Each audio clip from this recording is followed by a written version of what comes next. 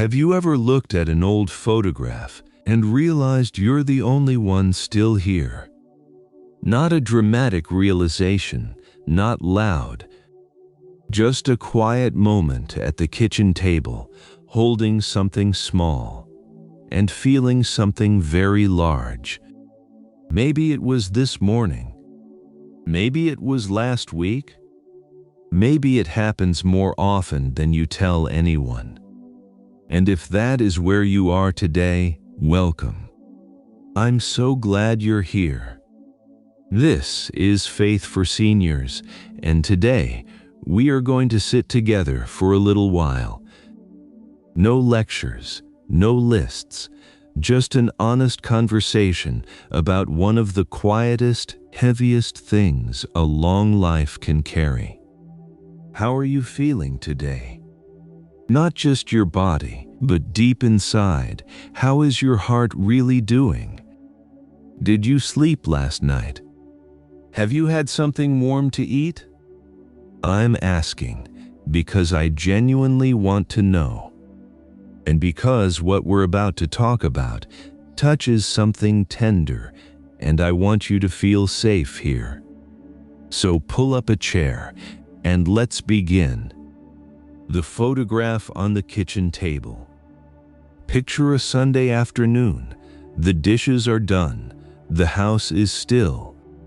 You're sitting at the kitchen table, and somehow an old photograph ends up in your hands. Black and white, maybe, curled a little at the edges. There are people in that picture laughing. Real laughing, the kind where someone's head is thrown back and someone else is covering their face. You remember exactly what was funny that day. You could still tell the story. But every single person in that photograph is gone. You are the only one still here. And something happens in that moment that is hard to put into words. It isn't just grief. You've known grief. You know what grief feels like. This is something underneath grief. It's the moment you realize there is no one left on earth who was there that day. No one to call and say, "Do you remember?" No one to laugh with about the punchline. No one who would understand why it was funny in the first place. And maybe you sit there quietly for a while, not crying, not praying, just sitting. That feeling has a name, even if the world doesn't use it much. It's the ache of being the last witness to your own life. When the people who shared your memories die, something shifts. It isn't only that you miss them, of course you miss them. But there's this other layer, quieter, harder to explain. You miss being known without having to explain yourself. You miss someone who could say, "Yes, I remember that too," without you having to set the whole scene up first, without you having to describe who everyone was and why it mattered. You become, and this is the only way I know to say it, the sole keeper of your own story.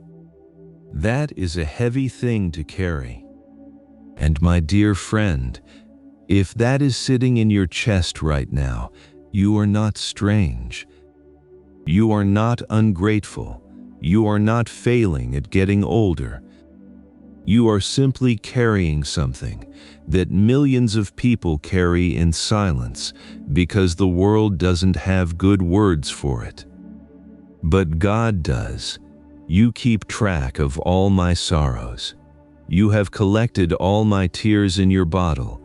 You have recorded each one in your book. Psalm 56, verse 8. God keeps record, not just of your pain right now, of all of it, every year, every moment. When human memory fades, when human witnesses are gone, heaven's witness remains. He was there that day in the photograph. He heard the joke. He saw the laugh. He has not forgotten a single frame of your story. You are not forgotten, not even close. Just sit with that for a moment. No need to rush past it. When just make new friends doesn't reach the ache, can I ask you something gently? Has anyone ever told you, kindly, lovingly, meaning well, that you should get out more? Join a group? Stay busy? Maybe your children have said it, maybe your doctor, maybe a well-meaning person at church, and maybe you smiled, nodded, and then went home and did nothing they suggested. Not because you're stubborn, not because you don't love them, but because something in you knew those words, as kind as they were, didn't quite reach the place that was hurting. Think about a man, 79 years old, who used to go to the Thursday morning men's breakfast at his church every single week without fail. He sat 2 seats from the end, coffee black. He and his friend would get there early, just to save the good seats, and complain about nothing in particular. Then his wife died. Then his brother. Then his friend was gone too. His kids tell him to go back. They say it gently. They mean it kindly. He picks up the jacket from the closet, holds it for a moment, then hangs it back up. He's not being difficult. He just can't explain that walking into that room without the people he knew would somehow make the loss more real, not less.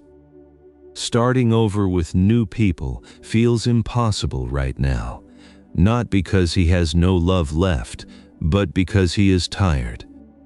Tired in a way that sleep doesn't fix. There's a kind of exhaustion that comes after too many goodbyes. After enough loss, the heart quietly starts to protect itself. And what looks like withdrawal from the outside is really grief fatigue on the inside. Some people feel something even harder to admit. A quiet, guilty question. Why am I still here? Why them and not me? Why does a long life feel some days less like a blessing and more like being the last one standing when the music stopped? You don't have to be ashamed of that question.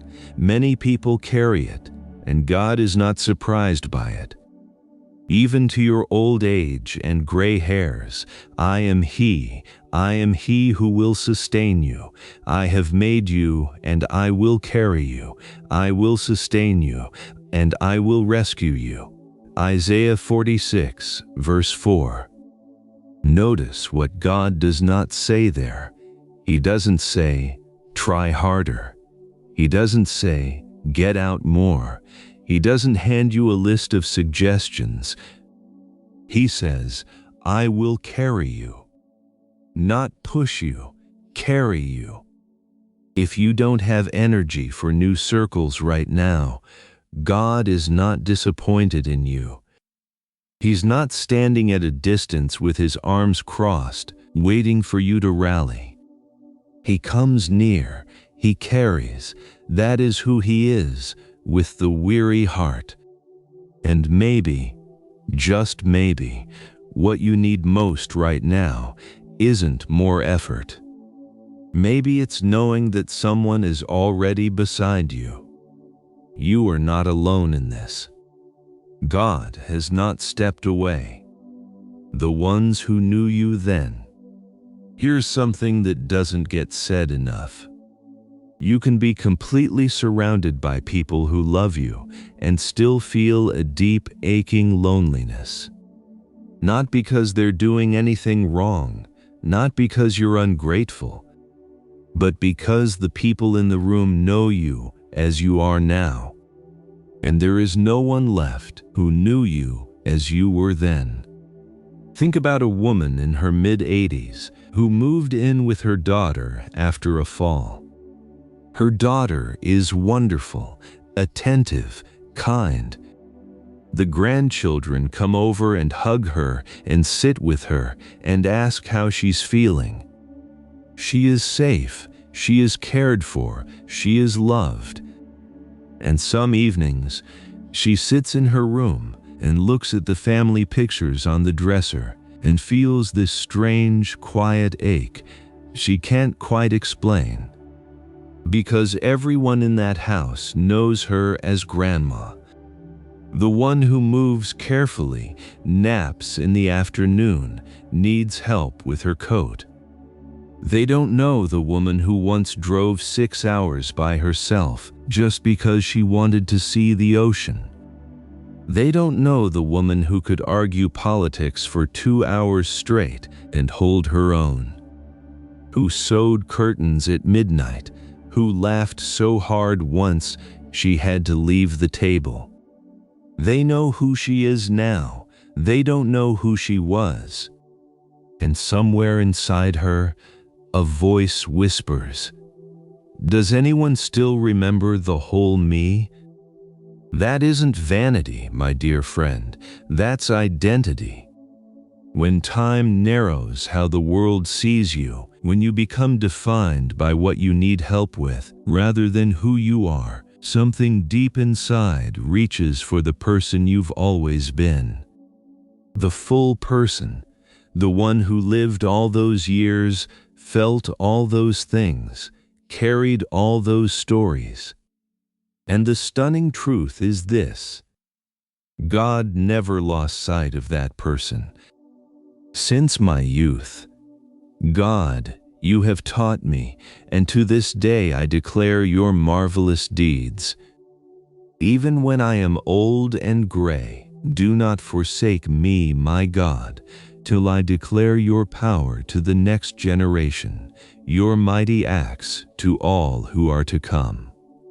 Psalm 71, verses 17 and 18. Read those words slowly. Since my youth.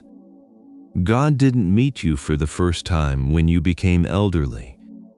He knew you when your knees were strong and your hair was dark. He was there for your first heartbreak. He heard your first frightened prayer. He watched you fall in love. He saw you at your bravest and at your most lost. He knows the whole person, not just the one who moves carefully now.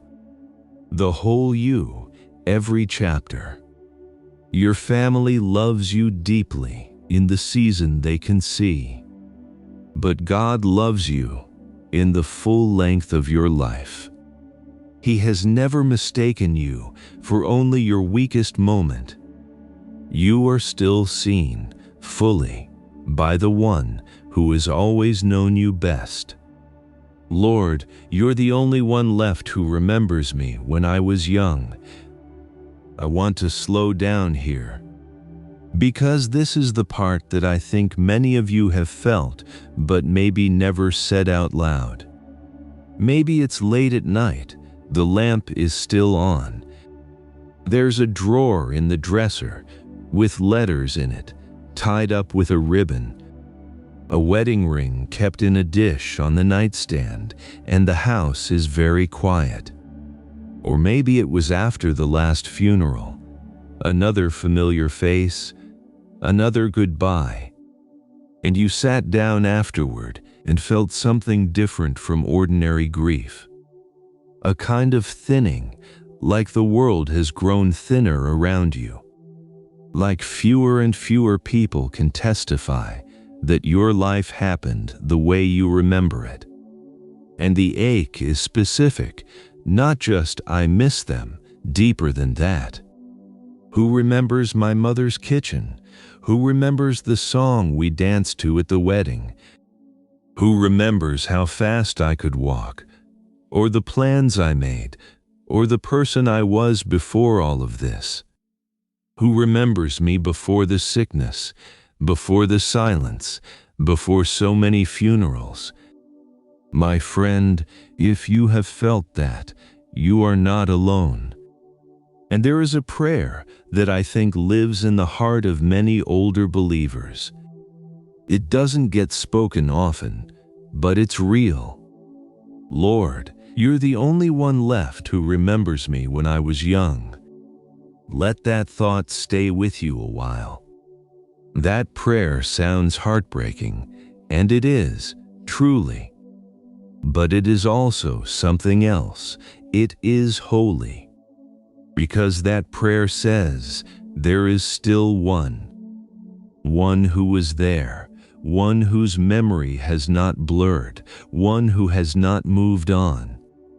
God remembers the child you were, the young bride or groom, the new parent standing in a hospital hallway, terrified and full of wonder, the worker, the dreamer, the one who stayed up late worrying and praying. He remembers your laughter, your sins you confessed in the dark, the battles you survived that nobody else knew about. He was there for every single chapter. And unlike human memory, his doesn't fade with time.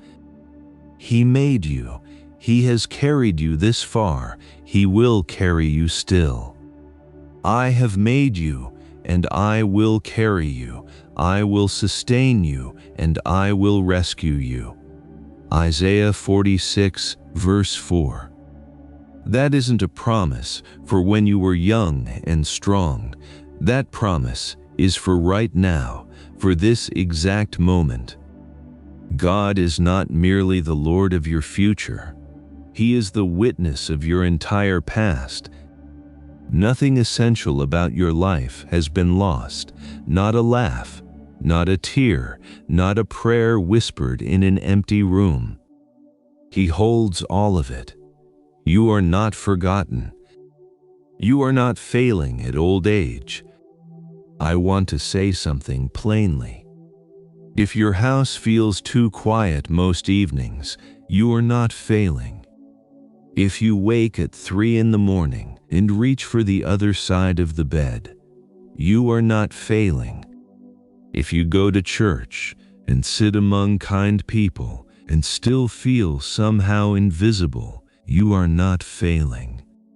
If a grandchild calls and you are genuinely grateful and still feel an ache after they hang up, you are not failing. You are responding to years and years of loss, the way a human heart responds to years and years of loss.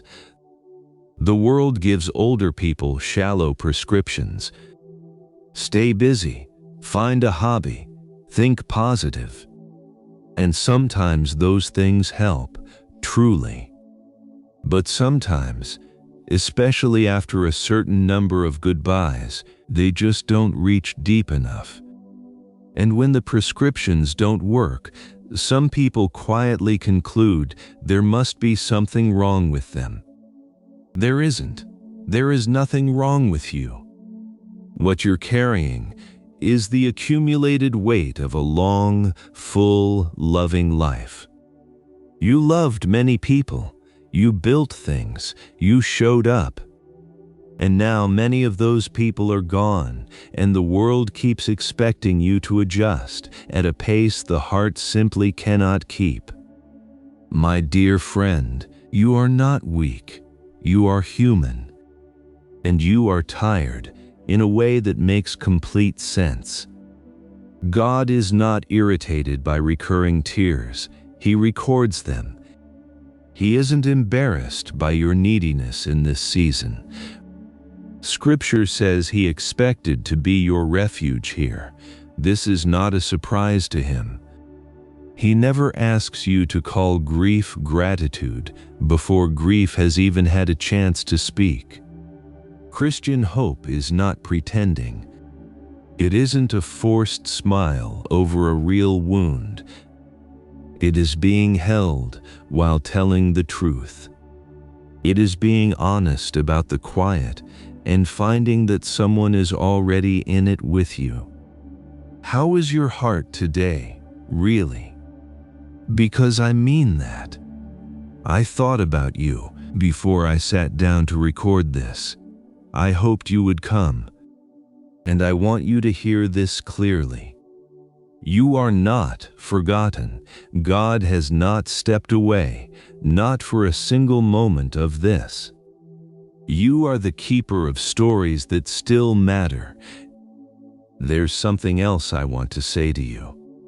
Something that I think gets missed. If you are the last one left who remembers certain things, you are not just surviving.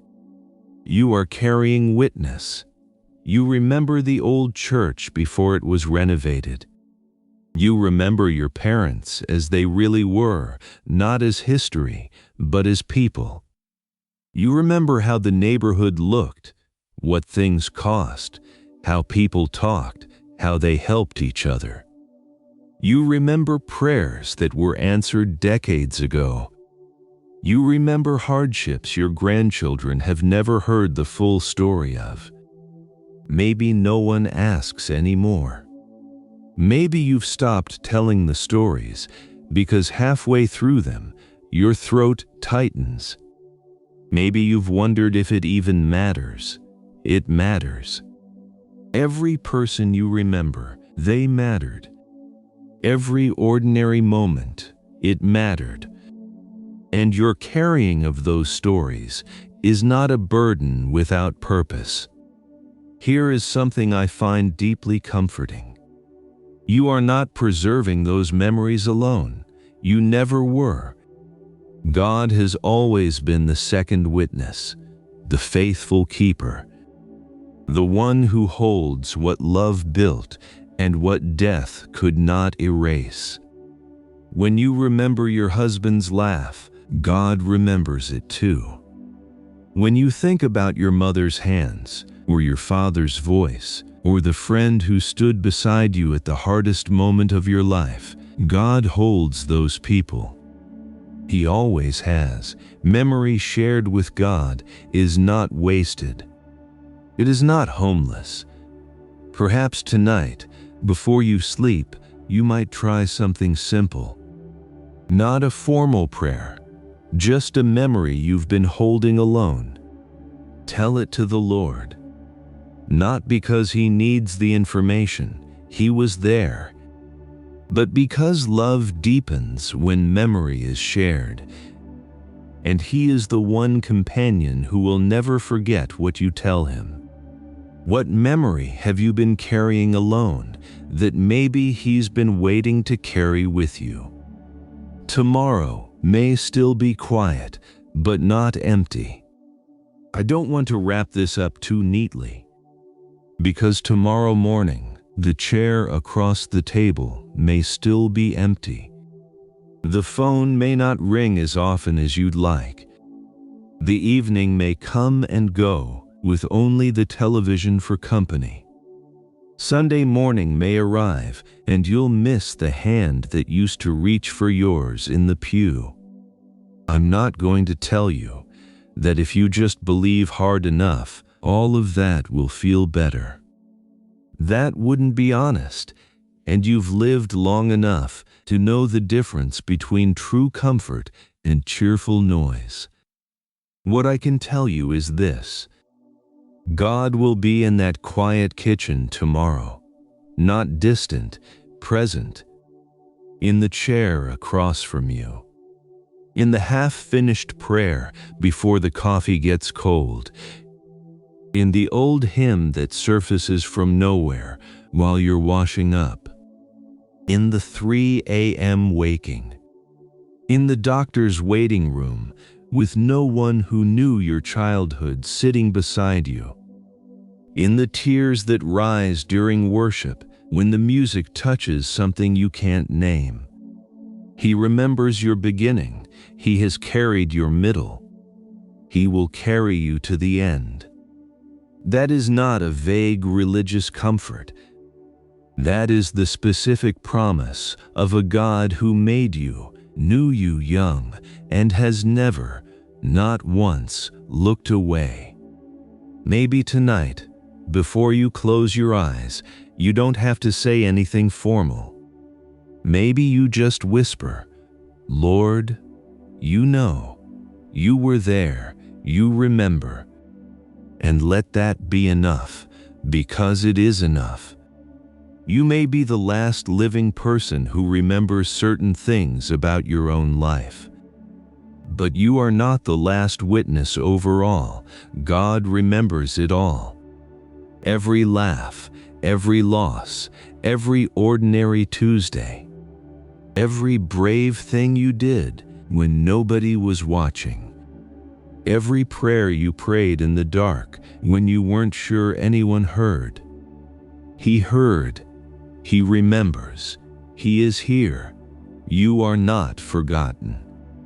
My dear friend, you have outlived people you never imagined living without. You have carried names, anniversaries, songs, and stories that the world around you doesn't fully understand. And some days, it may feel like the strongest, most recognizable parts of who you were have quietly gone silent. But the Lord has not gone silent about you. He remembers your youth. He remembers your laughter. He remembers who sat beside you and what you built together. He remembers who you were before this season, and He is with you inside it now. You are not alone. Tomorrow may still be hard. The house may still be quiet, but you will not walk into that quiet by yourself. The God who was with you at the very beginning is with you now.